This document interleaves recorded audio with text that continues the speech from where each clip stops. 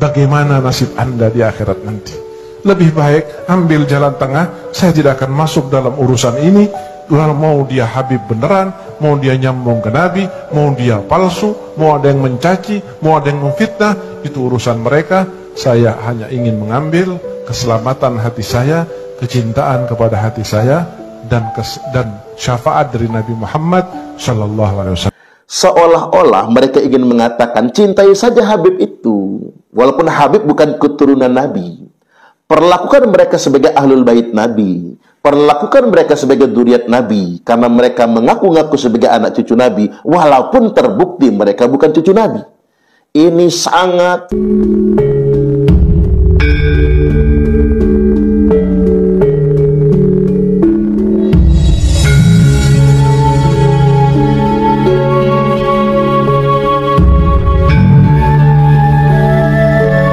Assalamualaikum warahmatullahi wabarakatuh. Sampai hari ini saya masih terus mendengar diksi dari para muhibbin taklid buta. Lebih baik salah mencintai daripada salah membenci. Ini jebakan Batman. Ini perangkap sebetulnya. Bahkan saya katakan ini kalimat yang sangat fatal sekali. Kalau kita ingin bahasakan lebih dalam lagi, ini jebakan jurang-jurang neraka. Hati-hati. Dengan satu kalimat ini, orang bisa terjerumus dalam kebinasaan. Seolah-olah kalimat ini ada kesamaan, punya sinonim. Lebih baik mencintai daripada membenci. Ini tidak bersinonim. Coba Anda perhatikan perbedaan yang sangat fatal. Lebih baik mencintai daripada membenci. Itu kalimat yang benar. Tapi menjadi sangat fatal ketika dikatakan lebih baik salah mencintai daripada salah membenci. Nah, ini bahaya sekali. Kesannya bagi orang awam kalimat ini sama. Tapi justru sebetulnya ini sebuah antonim. Sesuatu yang memang bertolak belakang satu sama lainnya. Hati-hati, ini jebakan. Seolah-olah mereka ingin mengatakan, cintai saja Habib itu, walaupun Habib bukan keturunan Nabi. Perlakukan mereka sebagai ahlul bait Nabi. Perlakukan mereka sebagai dzurriyyat Nabi, karena mereka mengaku-ngaku sebagai anak cucu Nabi, walaupun terbukti mereka bukan cucu Nabi.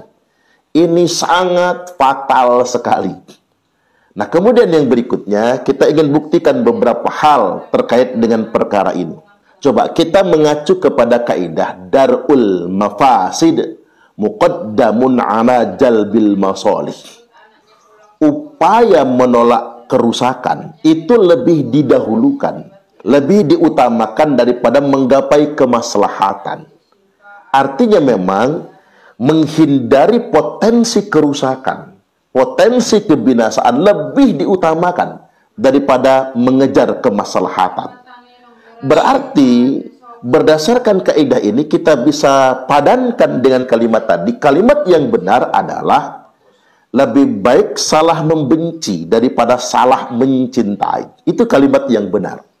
Sekali lagi, kalimat awal yang mengatakan lebih baik salah mencintai daripada salah membenci itu jebakan dan itu membinasakan. Berdasarkan kaidah Darul Mafasid Muqaddamun ala Jalbil Masalih, mestinya kalimatnya lebih baik Anda salah membenci daripada Anda salah mencintai. Loh, emang segitu fatalnya kah orang yang salah mencintai? Oh, fatal banget. Salah mencintai, coba yang kita cintai bini tetangga, dibacok orang kita, jangan macem-macem. Jajal kalau nggak percaya.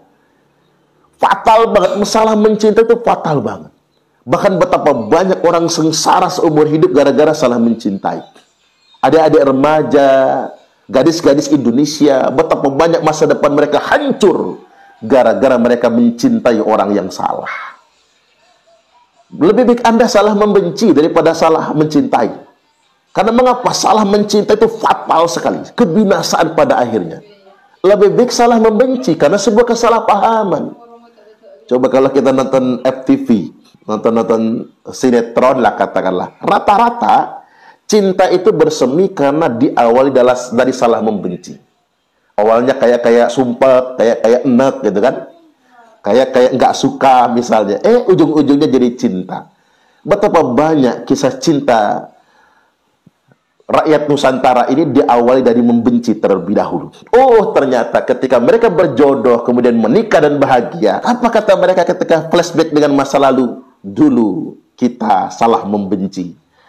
Dari salah membenci, salah sangka, salah paham tersebut, akhirnya kita abadi dalam saling mencintai. Kan keren sebetulnya. Betapa banyak, sekali lagi, keindahan itu dimulai dari salah membenci. Tapi betapa banyak kehancuran gara-gara salah mencintai. Oke, baik, kita gunakan padanan kata biar lebih paham lagi. Mengapa lebih baik salah membenci daripada salah mencintai? Selain karena kaidah tadi itu, kalau coba kita padankan dengan kata halal haram, berarti kalimatnya lebih baik kita tidak menyentuh sesuatu yang halal, tidak menjamah sesuatu yang halal, daripada kita melakukan sesuatu perbuatan yang sifatnya haram. Kita salah membenci, nggak apa-apa.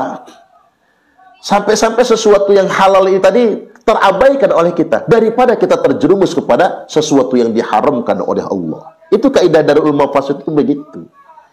Kemudian hujah yang berikutnya yang hendak saya tegaskan pada kesempatan kali ini, mahabbah, cinta itu selaras dengan ibadah. Maka hukum asal ibadah persis dengan hukum asal mahabbah atau cinta. Al-aslu fil ibadati at-tahrim. Hukum asal dari segala macam ibadah adalah haram. Ibadah itu terlarang. Atau dalam bahasa Imam Syafi'i, al-aslu fil ibadati at-tawaqquf. Asal dari segala ibadah itu menunggu dalilnya. Nah, semua ulama sepakat hukum asal ibadah adalah haram sampai datang dalil yang memerintahkan, sampai ada dalil yang menegaskan. Nah, sama dengan cinta, hukum asal mencinta itu haram. Saya ulangi ya, hukum asal mencinta itu haram sampai muncul dalil yang membenarkan mengapa kita harus mencintai. Nah, sama dengan ibadah, hukum asal ibadah itu terlarang sampai ada dalil yang memerintahkan untuk ibadah tersebut. Nah, sama dengan cinta, kita mencintai habaib itu hukum asalnya haram sampai muncul dalil dan hujah yang menyatakan habaib ini merupakan keturunan Nabi. Harus begitu dia. Jadi mencintai siapapun, yang kita cintai sebagaimana ahlul bait Nabi, yang kita cintai sebagaimana dzurriyyat Nabi, hukum asalnya terlarang.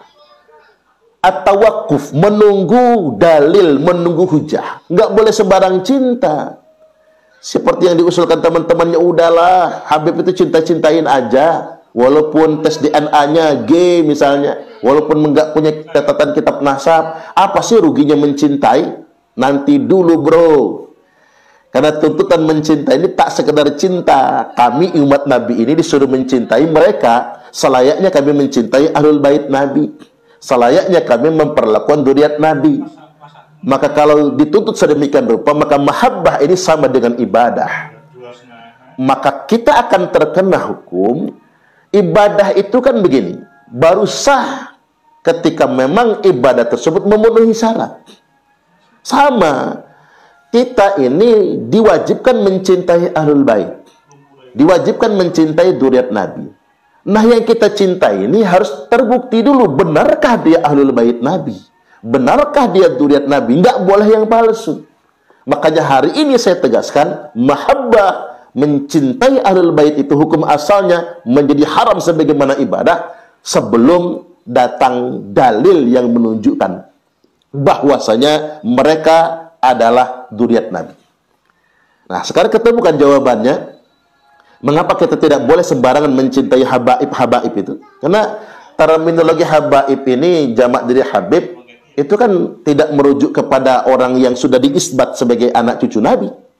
Bukan orang yang kemudian sudah mendapatkan isbat secara sah berdasarkan hujah dan dalil sebagai dzurriyyat Nabi, kan bukan. Tetapi habaib itu sudah dilembagakan, diinstitusikan seolah-olah sebagai ahlul bait Nabi. dan kita semua punya kewajiban mencintai mereka. Saya ingin tegaskan, kalau memang begitu ketentuannya, maka haram mencintai habaib sebelum mereka menunjukkan bukti bahwasanya mereka benar-benar ahlul bait Nabi, benar-benar zuriat Nabi.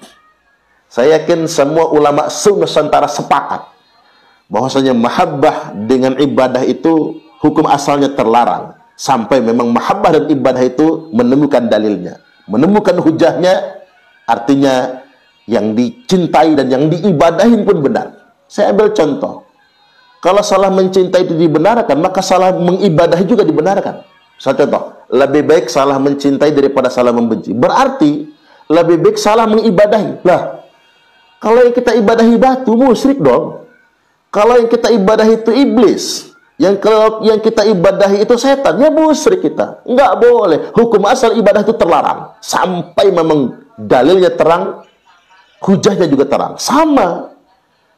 Nggak boleh kemudian kita mengumbar cinta kepada siapapun yang hanya mengaku-ngaku sebagai zuriat Nabi. Nah, apalagi kita ini dihadapkan dengan fakta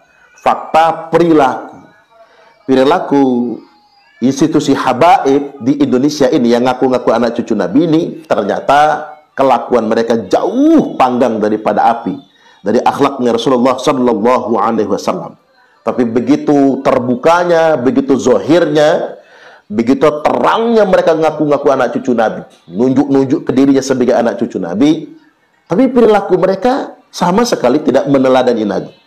Makanya ada yang sampai berkata begini, Al-Habibu mahjubun bil habaib. Habib itu tertutupi kemuliaannya gara-gara kelakuan habaib. Habib yang pertama itu kembali kepada Rasulullah. Karena bagi kita Habib itu ya Rasulullah sebetulnya. Habibana, Habibullah itu adalah Rasulullah itu sendiri sebetulnya. Nah, Al-Habibu, kekasih kita Rasulullah Sallallahu Alaihi Wasallam, kemuliaannya, citranya mahjubun, tertutupi, termanipulasi, terhijabi oleh kelakuan al-habaib, orang-orang yang ngaku-ngaku anak cucu Nabi itu. Cobalah kita lihat, ngantem bini orang lah, pemalsuan makam, pemalsuan sejarah, arogan, membanggakan kasta mereka, membanggakan nasab mereka, ingin didorok-endorokaken, rumangsa jadi majikan. Nah, kelakuan-kelakuan begini mahjub, menutupi kemuliaan Rasulullah Sallallahu Alaihi Wasallam. Ya qadarullah, atas kehendak Allah, mau tidak mau mereka harus urungkan. Karena mengapa? Secara zat, kalau memang mereka membawa darah Nabi, nggak mungkin kelakuannya kayak gitu. Mengapa kelakuan mereka itu jauh panggang daripada api dengan akhlak Nabi? Allah ingin tunjukkan kepada bangsa Indonesia, mereka memang bukan anak keturunan Nabi. Sederhana kan kita berpikirnya. Kemudian yang berikutnya memang, apa sih hukumnya ngaku-ngaku? Parah banget itu. Dosa buat kaum muslimin, jangan mau lagi didoktrin mencintai orang-orang yang ngaku anak cucu Nabi ini. Karena mengapa? Dosa besar loh. Nanti kita kecipratan dosanya. Ma min rajulin idda'a li ghairi abihi wa huwa ya'lamuhu illa kafara. Barang siapa yang ngaku-ngakuin seseorang adalah bapaknya padahal bukan, maka kafir dia. Berarti kalau kita mendukung mereka, kita mendukung kekafiran dong. Wa man idda'a qauman laisa lahu fihim nasabun falyatabawwa maq'adahu minan nar. Ini lebih terang lagi tuh. Terkait dengan nasab jauh, ngaku dari klan ini, dari keluarga ini, dari zuriat ini, dari kelompok nasab ini, dari keluarga ini, padahal bukan. Ya udah, ngapling tuh tempat tinggal di dalam nerakanya Allah Ta'ala. Nah, ini kalau kita dukung, kita benarkan dengan taklid buta, udahlah yang penting cinta saja, berarti kita mendukung kebatilan. Bahkan saya hari ini berani menegaskan, orang-orang yang mendukung klan Baal, yang telah ngaku cucu Nabi padahal nggak punya bukti, mereka sebenarnya telah menodai kehormatan Rasulullah Sallallahu Alaihi Wasallam. Disinilah kita dihadapkan dengan penistaan agama yang sesungguhnya, yakni orang yang ngaku-ngaku sebagai anak keturunan Rasulullah padahal dia nggak punya dalil, nggak punya kitab sezaman yang menunjukkan, tambah lagi hasil DNA-nya G. Jangankan keturunan Nabi, orang Arab aja bukan itu kalau G itu. Berarti sebetulnya orang-orang yang terus melakukan ini dan para pembelanya, saya anggap adalah orang yang telah menista ajaran Islam, dua, menista kemuliaan Rasulullah Sallallahu Alaihi Wasallam. Jadi pantas kalau sampai Imam Malik rahimahullahu taala sampai berfatwa, ketika ada orang yang membangun intisab, menyambungkan nasabnya kepada Rasulullah Sallallahu Alaihi Wasallam, ngaku-ngaku keluarga Nabi, ngaku-ngaku dzurriat Nabi, padahal dia nggak punya hujah, padahal dia nggak punya dalil, maka dia dihukum satu, dipukul dengan keras. Yang kedua, diviralkan, disiarkan, kabarkan kemana-mana kalau orang-orang ini adalah orang-orang yang ngaku-ngaku sebagai cucu Nabi padahal bukan. Jadi memang hari ini ketika kita memviralkan klan Ba'alwi yang ngaku-ngaku cucu Nabi padahal bukan, itu memang sudah perintah ulama. Jadi kalau ada orang yang ngaku-ngaku sebagai anak cucu Nabi dan ternyata dia tidak bisa menunjukkan bukti itu, maka kita punya kewajiban mensiarkan, memviralkan. Tujuannya apa? Agar terjaganya syariat sebetulnya. Ini bukan aib, bukan. Ini sebuah kewajiban mensiarkan, mengumumkan. Agar terjaganya syariat. Karena Imam Mahdi itu nanti dari Ahlul Bait Nabi. Termasuk nanti penobatan imam besar dan lain sebagainya. Ini kan selalu dikaitkan dengan Ahlul Bait Nabi. Atau dzurriat Nabi. Demi terjaganya syariat, demi kemuliaan nasab suci Rasulullah Sallallahu Alaihi Wasallam, maka harus disiarkan, kata Imam Malik. Kemudian yang ketiga, dipenjarakan. Maka saya mengusulkan ke depannya, diskusi nasab ini akan terus bergulir sampai kepada suatu titik, siapapun yang mengaku sebagai anak cucu Rasulullah Sallallahu Alaihi Wasallam padahal dia nggak punya bukti, bisa dipenjara, bisa dipidanakan dengan pasal penodaan agama. Mungkin sampai di sini. Mudah-mudahan kita semua paham. Yakin saudaraku, apa yang kita lakukan ini demi menjaga ajaran Islam, menjaga nasab suci Rasulullah Sallallahu Alaihi Wasallam. Dan kepada saudara-saudara kami di Ba'alwi, segeralah berubah, jangan lagi mengaku sebagai anak cucu Nabi. Entah apa salahnya kalau antum sama kami sama sebagai umat Nabi, kan gak ada ruginya juga. Tapi betapa menyakiti Rasulullah Sallallahu Alaihi Wasallam ketika Anda terus-terusan menggembar-gemborkan kalau antum semua sebagai anak keturunan Nabi. Itu sangat menyakiti Rasulullah Sallallahu Alaihi Wasallam. Wallahul muwaffiq.